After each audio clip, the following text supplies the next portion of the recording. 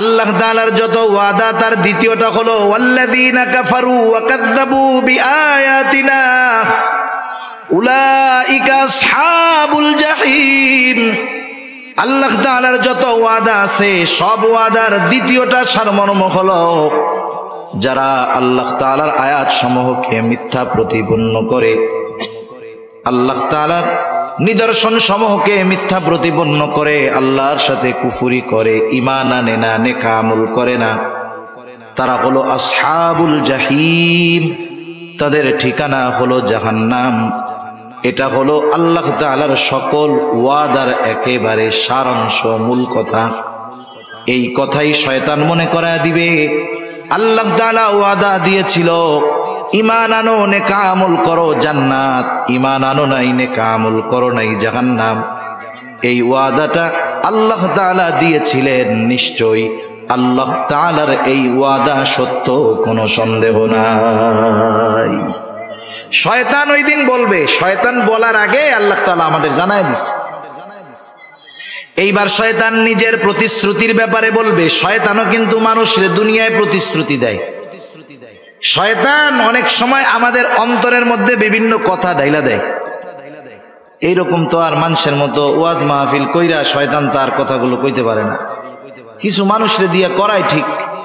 মাঝে মধ্যে দেখবেন অনেকে নিজে নিজে চিন্তা করে, বা নামাজের কথা বললে, দাড়ির কথা বললে, গুনার থেকে বাঁচার কথা বললে, হুজুর এখন মাত্র বয়স 22 বছর, আর একটু বুড়া টুড়া হই, এরপরে দাড়ি টাড়ি রাখবে না। নামাজের কথা বললে এই তো শুরু করে দিব না কালকে থেকে। হজের কথা বললে বলে এখন তো জুয়ান আছি, টাকা পয়সা আছে, তাতে কি, বুড়া কালে হজ করবো আর ঘর থেকে বাইরে মুমা, তখন ভালো হয়ে যাবো না।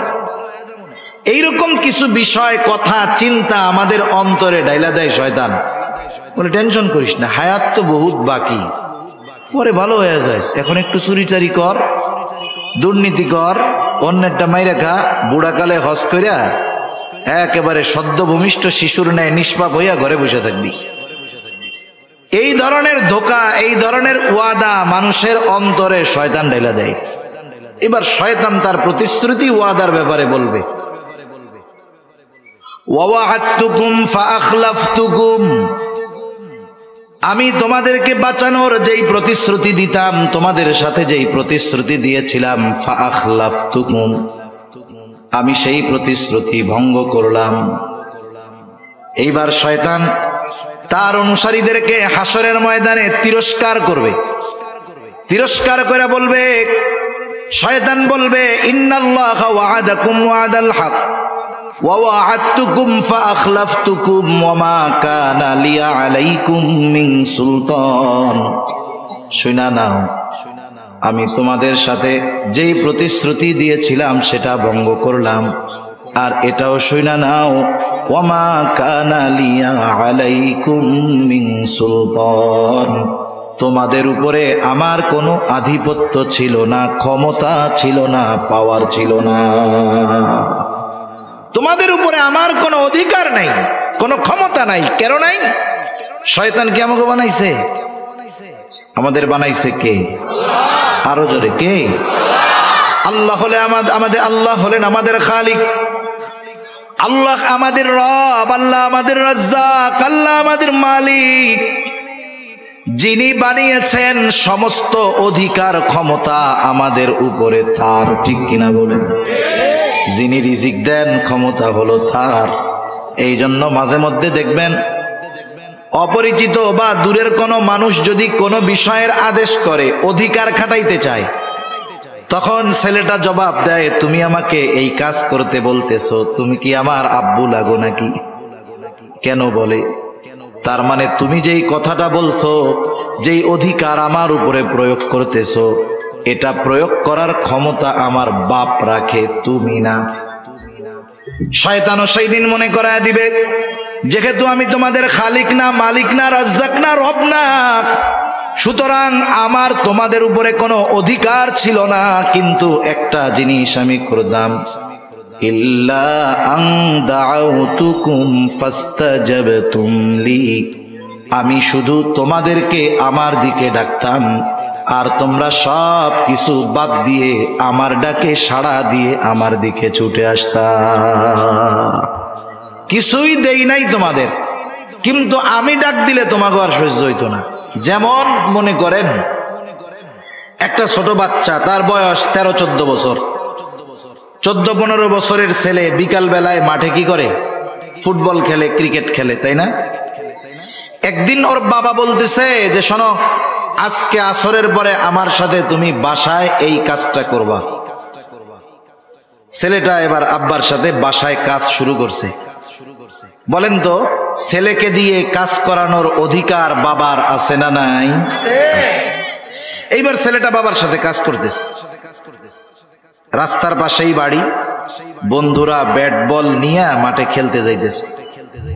যাওয়ার সময় নিচের থেকে বাড়ির পাশে রাস্তা থেকে ডাক দিছে, রাস্তার সাথে বাড়ি, আব্দুর রহিম আমরা ব্যাট বল নিয়ে মাঠে গেলাম।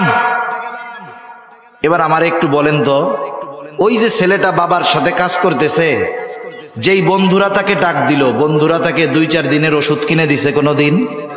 কোনোদিন পোশাক কিনে দিছে? দিছে কে? বাপ। কাজ করতেছে কার সাথে? বাবার কাছে সাথে। বলেন তো, বন্ধুর ওই ডাক যখন আব্দুর রহিমের কানে আসবে, আব্বার কাছে মন বসবে? ও কি চিন্তা করবে বন্ধুরা ডাকতেছে, ডাকুক, আমার আব্বা আমার এত কিছু দেয়, আজকে আমি আর খেলতে যাব না? এইবার বন্ধুর আওয়াজ, ডাক কানে আসার সাথে সাথে ওই জায়গায় মন বসবে না, আব্বারে বলবে আব্বা আমার আর ভালো লাগতেছে না, আমি আর পারবো না, আমি একটু মাঠে যাবো। যেমনে হোক ওই জায়গার থেকে সুইটা বন্ধুদের সাথে খেলতে যাবে, ঠিক কিনা বলেন? শয়তান এইরকমই মনে করায় দিবে, শোনো আমি কিছুই দেই নাই, কিছুই করি নাই, কোনো অধিকার তোমাদের উপরে নাই, শুধু ডাক দিতাম যে আমার দিকে আসো, তোমরা সব কিছু সাইডা আমার দিকে চইলা আসতা। অথচ আমাদের দেশে, গোটা দুনিয়ার মধ্যে মসজিদ গুলাতে দৈনিক 5 বার আজান হয় কি হয় না? এই আজান দেয় মুয়াজ্জিন। আমরা যদি মনে করি মুয়াজ্জিনকে বেতন দিয়ে রেখেছি, মুয়াজ্জিনের কাজ হইল আজান দেওয়া, এটা যদি মনে করি, এটা আমাদের বড় ভুল হবে। মুয়াজ্জিন সে হলো আল্লাহ তাআলার মুখপত্র, প্রেস সচিব। আল্লাহ তাআলার মুখপত্র, প্রেস সচিব। এই জন্য কোন ব্যক্তি যদি ইখলাসের সাথে মুয়াজ্জিনি করে, কিয়ামতের দিন হাদিসের মধ্যে আসছে আল্লাহ তাআলা তার ঘাড়টাকে লম্বা বানায় দিবে। কিয়ামতের মানুষ বুঝতে পারবে এই ব্যক্তি দুনিয়ার মধ্যে মুয়াজ্জিন ছিল। এখন এই মুয়াজ্জিন আমাদেরকে কার দিকে ডাকে বলেন তো? আল্লাহর দিকে ডাকে। আল্লাহ তাআলা সেই কথা স্মরণ করায় দেন। আল্লাহ তাআলা বলেন, ওমান আহসানু কওলাম মিম্মান দাআ ইলাল্লাহ, তার চাইতে উত্তম আহ্বানকারী আর কে আছে যে মানুষকে আল্লাহর দিকে ডাকে? মুয়াজ্জিন দৈনিক 5 বার আজান দেওয়ার মাধ্যমে আমাদেরকে আল্লাহর ঘরের দিকে ডাকে। আজান যখন দেয় আমরা বুঝি আমাদেরকে যেতে হবে কার ঘরে? আরো জোরে বলেন না, কার ঘরে? বলেন তো, কারো ঘরে কারো অনুমতি ছাড়া ঢোকা জায়েজ আছে নাকি? ওয়াজ খালি আমরা শুনি, কিন্তু ওয়াজ নিয়ে ফিকির করি না, চিন্তা করি না। ঘর হলো আল্লাহর, ডাকতেছে মুয়াজ্জিন, তার মানে মুয়াজ্জিনকে আল্লাহর ঘরে ডাকার অনুমতি আল্লাহ তাআলা দিবেন, ঠিক কিনা বলেন? তাহলে যদি সহজ কথায় বলি, এই ডাকটা মূলত মুয়াজ্জিনের না, ডাকটা কার? আপনার কাছে আপনার এলাকার সম্মানিত চেয়ারম্যান সাহেব অথবা এমপি সাহেব একজন লোক পাঠায় বলছে যে ভাই, এমপি সাহেব আপনাকে ডাকছে, আমাকে ডাকতে বলছে। বলেন তো, ওই লোকটা যত ছোট হোক, সামাজিকভাবে তার যত সম্মান কম হোক না কেন, আমি আপনি যদি ওই লোকের কথাটাকে ফিরায়া দেই, তার কথা ফেরানো হবে না, বরং এমপি সাহেবের কথা ফিরায়া দেওয়া হবে। মুয়াজ্জিন সে যে হয় হোক, ডাকতেছে আল্লাহর দিকে, আল্লাহর আদেশে সে ডাকতেছে। এখন চিন্তা করেন, আল্লাহ তাআলার এই আহ্বান, আল্লাহ তাআলার এই দাওয়াত যে বান্দা আমার ঘরে আসো, আমার ঘরে আসো, নামাজ পড়ো, নামাজের মধ্যে কল্যাণ। শয়তান সেই দিন মনে করায় দিবে আমি ডাক দেওয়ার সাথে সাথে সব থইয়া চইলা আসছো। কিন্তু আল্লাহ তাআলা দৈনিক তোমারে 5 বার তার ঘরে দাওয়াত দিছে, যাও নাই। ইল্লা আন দাউতুকুম ফাস্তাজাবতুম লি, যেই আল্লাহ তোমারে খাওয়াইছে, যেই আল্লাহ তোমাকে বানিয়েছে, যেই আল্লাহ তোমার রব, তার ডাকে সাড়া না দিয়া আমার ডাক শুইনা চইলা আসছো। তোমার মতো নাফরমান আর কেউ নাই। তোমার এই পরিণতি যে হয়েছে, এই জন্য তুমি আমারে বকা দিও না। ফালা তালুমুনি ওয়ালুমু আনফুসাকুম, আমাকে তিরস্কার কইরো না, আমারে ভৎসনা কইরো না। তোমরা নিজেরা নিজেদেরকে তিরস্কার করো, ভৎসনা করো। আর শুনা নাও, আজকের এই দিনে মা আনা বিমুসরিখিকুম ওয়া মা আনতুম বিমুসরিখিয়া, আমি নিজের জন্য কিছু করতে পারবো না, তোমাদের জন্য কিছু করতে পারবো না। সাথে সাথে এটাও জেনে নাও, ইন্নী কাফারতু বিমা আশরাকতুমুনি মিন ক্বাবল। কিয়ামতের দিন শয়তান তার অনুসারীদের সাথে এই বক্তব্য দিয়ে সম্পর্ক ছিন্ন করবে। এটা যে করবে এ ব্যাপারে কোনো সন্দেহ আছে না থাকার কারণ এই বক্তব্যটা আমাদের যিনি জানিয়েছেন তিনি কে? এখন বলেন, এত সুস্পষ্টভাবে দুশ্মনের পরিচয় বলে দেওয়ার পরেও, দুশ্মনের মিশন কর্মপন্থা সব কিছু বলে দেওয়ার পরেও কেউ যদি আল্লাহর আহ্বানে সাড়া না দিয়ে, শয়তানের ডাকে সাড়া দিয়ে পরকালে ক্ষতিগ্রস্ত হয়, পাপে লিপ্ত হয়, বলেন তো এর মতো জালেম দুনিয়ায় আর কেউ আছে? এজন্যই আল্লাহ তাআলা এর পরপর বলেন, ইন্নায যালিমিনা লাহুম আযাবুন আলীম, নিশ্চয়ই জালেমদের জন্য কঠিন শাস্তি আল্লাহ তাআলা প্রস্তুত করে রাখছেন। সব কথার মূল কথা, শয়তানের দলের লোক যারা, এরা যে ক্ষতিগ্রস্ত হবে সে কথাই আল্লাহ তাআলা বলেন, উলাইকা হিজবুশ শাইতান আলা ইন্না হিজবাশ শাইতানি হুমুল খাসিরুন। আল্লাহ তাআলা বলেন, শয়তান যাদের ঘাড়ের উপরে চেপে বসেছে, আমি আল্লাহর স্মরণ থেকে যাদেরকে গাফেল বানায় দিয়েছে, ওই মানুষগুলোই হলো শয়তানের দলের লোক। আর যারা শয়তানের দলের লোক তারা হলো ক্ষতিগ্রস্ত। ক্ষতিগ্রস্ত যখন আল্লাহ তাআলা বলেন এর দ্বারা জানমালের ক্ষতি হবে, বিষয়টা এমন নয়, বরং সে ক্ষতিগ্রস্ত হবে কেমনে? এই ক্ষতি হবে অনন্তকালের জাহান্নামের বাসিন্দা হওয়ার মাধ্যমে। সেজন্য আল্লাহ তাআলা আমাদের শয়তানের দল হওয়া থেকে বেঁচে থাকার তৌফিক দান করুন, জোরে বলি আমিন। তাহলে দুনিয়াতে দল কয়টা? একটা হলো শয়তানের দলের লোক, একটা হলো শয়তানের দল। কার দল? আর একটা কার দল? আমরা কার দলের লোক হব? হাত উঁচু করে বলি নারায়ে তাকবীর, নারায়ে তাকবীর, মাশাআল্লাহ। হাত নামাই। শয়তানের দলের মোটামুটি পরিচয় অবস্থা আমরা জানলাম। আল্লাহর দলের পরিচয় জানার দরকার আছে না? একটু কষ্ট হইতেছে নাকি আপনাদের? আমার তো কষ্ট হইতেছে, এই জন্য বেশি সময় আর আপনাদের কষ্ট দিব না। কারণ আগামী দিন আমার বড় শ্রদ্ধেয় ব্যক্তিত্ব, শ্রদ্ধার মানুষ, ভালোবাসার মানুষ আল্লামা আব্দুল বাসিত খান সাহেব আসবে। কালকেও তো আপনারাই আসবেন, এজন্য বেশি সময় কষ্ট দিব না ইনশাআল্লাহ। এরপরে আল্লাহ তাআলা বলতেছেন, আমি যে আয়াতগুলো তিলাওয়াত করেছি সূরা মুজাদালার শেষ কয়েকটা আয়াত, এক আয়াতের কথা মোটামুটি শেষ। এরপরে আল্লাহ রাব্বুল আলামিন বলতেছেন, ইন্নাল্লাযীনা ইউহাদ্দুনাল্লাহা ওয়া রাসূলাহু উলাইকা ফিল আযাল্লিন, যারা আল্লাহ এবং রাসূলের সাথে শত্রুতা পোষণ করে, দুশমনী রাখে, তারা চরম অপমানিত হবে। এরপরেই আল্লাহ তাআলা তার দলের লোকদের হালত অবস্থা কি হবে সেই ঘোষণা দেন। নিজের দলের কথা বলার শুরুতেই আল্লাহ তাআলা বলেন, কাতাবাল্লাহু লাআগলিবান্না আনা ওয়া রুসুলি ইন্নাল্লাহা কাওয়িয়্যুন আজিজ। আল্লাহ তাআলা নিজের দলের কথার শুরুতেই বলেন কাতাবাল্লাহ, আল্লাহ তাআলা নির্ধারিত করে রাখছেন, লেখা রাখছেন। কি লেখা রাখছেন? লাআগলিবান্না আনা ওয়া রুসুলি, আমি আর আমার রাসূলের দলের বিজয় হবেই হবে। এটা লিখে রাখছেন কে? তার মানে আল্লাহর দলের লোক যারা তাদের বিজয় হবেই হবে। এখন আল্লাহর দলের লোক যারা তাদের বিজয় হবেই হবে। কেন? কারণ ইন্নাল্লাহা কাওয়িয়্যুন আজিজ, আল্লাহ তাআলা হলেন মহাশক্তিশালী, মহাপরাক্রমশালী। এই জন্য কোনো ব্যক্তি যদি আল্লাহর দলের লোক হয়ে যায়, লড়াইতে জিতুক হারুক আর মরুক, তার নাম জয়ীদের তালিকায় চলে যায়। আল্লাহর দলের লোক হইলেই জয় সুনিশ্চিত।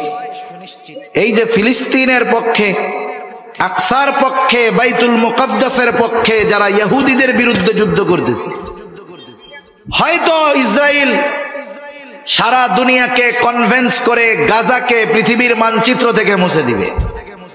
হতে পারে 20 লক্ষ গাজার বাসিন্দাদেরকে একেবারে শেষ করে দিবে। এরা যদি মরেও যায়, বলেন তো এরা পরাজিত হবে নাকি? মরলে পরাজিত হয় না, মরলেই হেরে যায় তা না, বরং মৃত্যুর মাধ্যমে মানুষ তার চূড়ান্ত গন্তব্যে পৌঁছাতে পারে।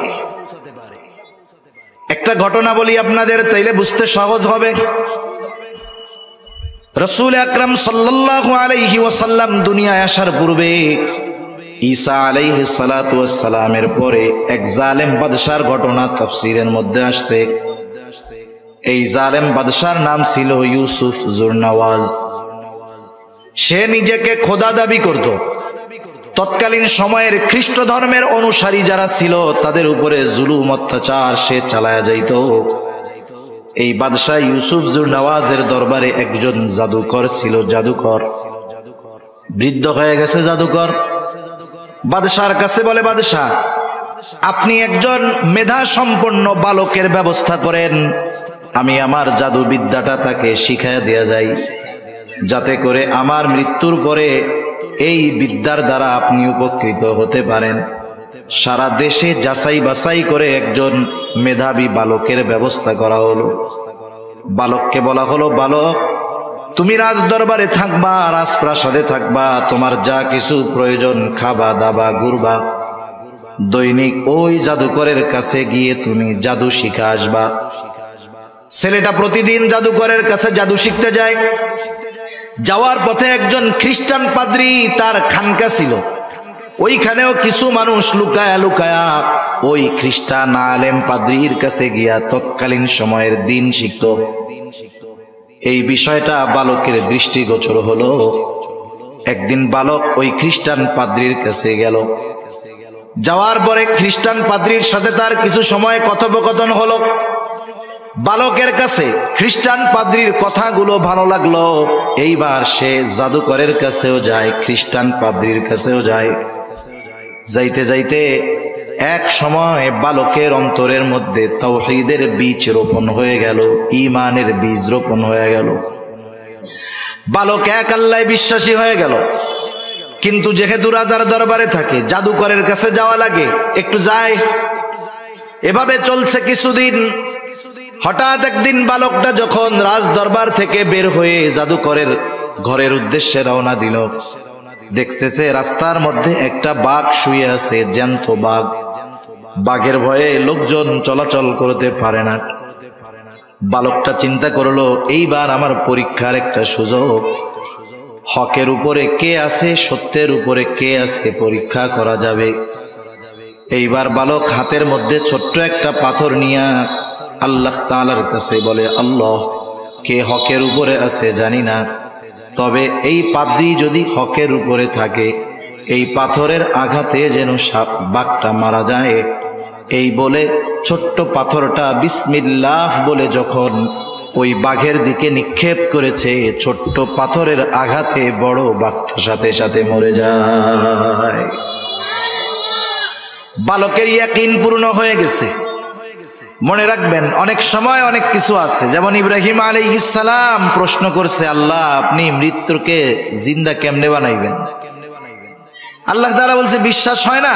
বিশ্বাস তো হয়। তাহলে কেন? লিতাতমাইন্না কলবি, আমি আমার আত্মার প্রশান্তির জন্য একটু দেখতে চাচ্ছি, অবিশ্বাসের কোনো কিছু নাই। বালকের বিশ্বাস পূর্ণ হয়েছে, তবে ইতমিনানের জন্য সেটা পরীক্ষা করছে। যখন সবকিছু কমপ্লিট, এইবার গেছে পাদ্রীর কাছে। পাদ্রীর কাছে গিয়ে বলতেছে এই ঘটনা, আমি এটা করছি আর এটা হয়েছে। পাদ্রী বলতেছে, বালক তুমি তো কামেল হয়ে গেছো, ঈমান পরিপূর্ণ হয়ে গেছে, অচিরেই তোমাকে পরীক্ষার সম্মুখীন হওয়া লাগবে, মুসিবত তোমার দেখা দিবে। তখন যদি তুমি বিপদে পড়ো, মুসিবতে পড়ো, খবরদার আমার নামটা প্রকাশ করো না, গোপন রাখো। যাই হোক, আতর তো এমন এক জিনিস, এটা যতই লুকায় রাখেন, বাহির করলে ঘ্রাণ বের হবে কি হবে না? ঈমানের ঘ্রাণ, সুঘ্রাণ, এটাকে লুকায় রাখা যায় না। ঈমানের সুবাস বাতাসের মধ্যে ছড়ায়া যায়। বালকের খবর তো এখনো পৌঁছায় নাই বাদশার কাছে, কিন্তু ওই বালক রাজ দরবারে যখন থাকতো, বালকের সাথে একজন উজির সময় দিত, যে ছিল অন্ধ, দুই চোখে দেখে না। বালকটা এবার উজিরে বলতেছে, কথায় কথায় তো জানছে। উজির হয়তো বলতো, আমার চোখ দুইটা যদি ভালো হইতো, কতই না ভালো হইতো, দুনিয়াটা দেখতে পারতাম। বালক এইবার উজিরকে বলে, উজির তোমার চোখ ভালো হয়ে যাবে, কে ভালো করবে? বালক বলে, আল্লাহ ভালো করবে, তবে শর্ত হইল আল্লাহর প্রতি ঈমান আনতে হবে। বলে ঠিক আছে, রাজি। এইবার বালক দোয়া করল, অন্ধ উজির দৃষ্টি শক্তি ফিরে পাইল, ঈমান আনলো উজির। পরের দিন সকাল বেলায় যখন রাজ দরবারে গেছে, এতদিন তো ছিল অন্ধ, এখন চোখে দেখে। বাদশাহ জিজ্ঞাসা করতেছে, কি ব্যাপার, তুমি না কানা ছিলা, অন্ধ ছিলা, ভালো হইলা কেমনে? উজির এবার বলতেছে, আমাকে ভালো করছে আমার আল্লাহ। বাদশাহ বলে, কি বলিস, আমি হইলাম তোর আল্লাহ? কোন আল্লাহ তোরে ভালো করলো ক? এইবার উজিরের উপরে জুলুম অত্যাচার। উজির জুলুম অত্যাচারের তীব্রতায় বলে দিল, এই বালক এইভাবে আমার চোখ ভালো করছে, বালকের হাত ধইরা আমি ঈমান আনছি। বাদশাহ বুঝতে পারলো কাজ সারা। আমাদের অঞ্চলের ভাষায় বলে, দুধ কলা দিয়া সাপ পুষছি। কারে এতদিন রাজ দরবারে বসাইয়া খাওয়াইলাম, এ দেখি আমার বড় দুশ্মনে পরিণত হয়ে গেছে। রাজা বুঝতে পারলো, বাদশাহ বুঝতে পারলো, আমার খোদাই দাবির সবচাইতে বড় বাধা হয়ে দাঁড়াবে এই বালক। আল্লাহ তাআলা তো পারেন, আল্লাহ তাআলা পারেন। ফেরাউনের ঘরে আল্লাহ তাআলা মুসা আলাইহিস সালামকে লালন পালন করাইছেন। এইবার বালকের উপরে খেপা বাদশাহ কয়েকজন লোকরে বলছে, যাও এই বালককে নিয়ে উঁচু পাহাড়ের উপর থেকে ধাক্কা দিয়া ফালায় দাও, যাতে করে পাহাড় থেকে পড়ে পাথরের আঘাতে ছিন্ন বিচ্ছিন্ন হয়ে যায়, যাও ফালায় দাও। কয়েকজন লোক বালকরে নিয়ে পাহাড়ের উপরে গেছে। আল্লাহ তাআলার কুদরত, পাহাড়ের মধ্যে কম্পন সৃষ্টি হয়ে গেছে। পাহাড় কম্পন হওয়ায় সাথে যারা গেছে তারা সব পড়ে মরে শেষ। আল্লাহ তাআলা বালককে হেফাজত করেছেন। সুস্থ অবস্থায় বালক রাজার দরবারে হাজির। রাজা জিজ্ঞাসা করে, ওরা কোথায়? বলে, ওরা সব শেষ। তুমি বাঁচলা কেমনে? বলে, আমাকে বাঁচিয়েছেন আমার আল্লাহ। যেই বেটা নিজে খোদা হইতে চায়, ওর সামনে যদি আর একজন আল্লাহর কথা বলে, ওর খুব ভালো লাগবে না? ভালো লাগবে। ওই আল্লাহ শব্দটা ওর বুকে তীরের মতো যায় লাগতেছে। এইবার আর এক গ্রুপরে বলছে, যা একে গভীর সমুদ্রের মধ্যে নিয়ে গিয়ে ফালায়া দিবি। মনিটরের আওয়াজটা একটু ছেড়ে দিতে বলেন। বলতেছে, যা একে গভীর সমুদ্রে নিয়ে ফালায়া দিবা, যাতে সমুদ্রের যেই প্রাণীগুলো আছে তাকে খেয়ে ফেলে, ওর মৃত্যু হয়ে যায়। এইবার একদল মানুষ নৌকায় করে বালকটাকে দরিয়ার মাঝে নিয়ে গেল। আল্লাহ তাআলা বাতাস উঠায়া দিলেন। বাতাসে সমগ্র নৌকা উল্টে পুল্টে শেষ। সাথে যারা গেছে এরা দরিয়ায় ডুবে মারা যায়। আল্লাহ তাআলা বালককে হেফাজত করেছেন। বালক সুস্থ অবস্থায় বাদশার দরবারে হাজির। বাদশাহ বলতেছে, কি ব্যাপার, তোমার সাথে যাদেরকে পাঠাইলাম তারা কোথায়? বলে, তারা সব শেষ। তুমি বাঁচলা কেমনে? বলে, আমাকে বাঁচিয়েছেন আমার আল্লাহ। বাদশার সাথে বালকের এই লড়াই, এ খবর গোটা দেশের মানুষ জেনে গেছে যে এরকম একটা ছোট্ট বালক তার সাথে বাদশার এই লড়াই, বাদশা তার বাহিনী সহ তারে মারতে পারতেছে না। এইবার ওই বালকটা বাদশাকে বলে, বাদশা, তোমার যেহেতু আমাকে মারার এত শখ, তুমি তোমার নিজের পদ্ধতি অবলম্বন করে আমাকে মারতে পারবা না। আমাকে যদি মারতে চাও, আমি যেই পদ্ধতি বইলা দিব সেই পদ্ধতি অবলম্বন করলে মারতে পারবা। বাদশা চিন্তা করতেছে, ওকে মারতে পারলে আমার রাস্তা ক্লিয়ার। মানুষ যখন প্রতিশোধের নেশায় থাকে, রাগে থাকে, অহংকারের সাথে থাকে, এমন কিছু কাজ সে করে বসে, ওই কাজ করলে আগ পিছ বাবার সুযোগ নাই, কি হতে পারে, কি উপকার কি ক্ষতি হতে পারে এইটা ভাবে না, বরং ওই সময় প্রতিশোধের নেশায় ওই কাজটাই সে করতে যায়। যেমন আল্লাহ তাআলা মুসা আলাইহিস সালাম সহ ওনার কওমের জন্য, বনি ইসরাইলের জন্য দরিয়ার মধ্যে দিয়ে রাস্তা বানায় দিছে। ওই জায়গা দিয়ে রাস্তা বানায় দিছে। মুসা আলাইহিস সালাম উম্মত সহ দরিয়া পার হয়ে অপর প্রান্তে চলে আসছে। এই রাস্তাটা তাদের জন্য নিরাপদ, বিপদ থেকে বাঁচার রাস্তা।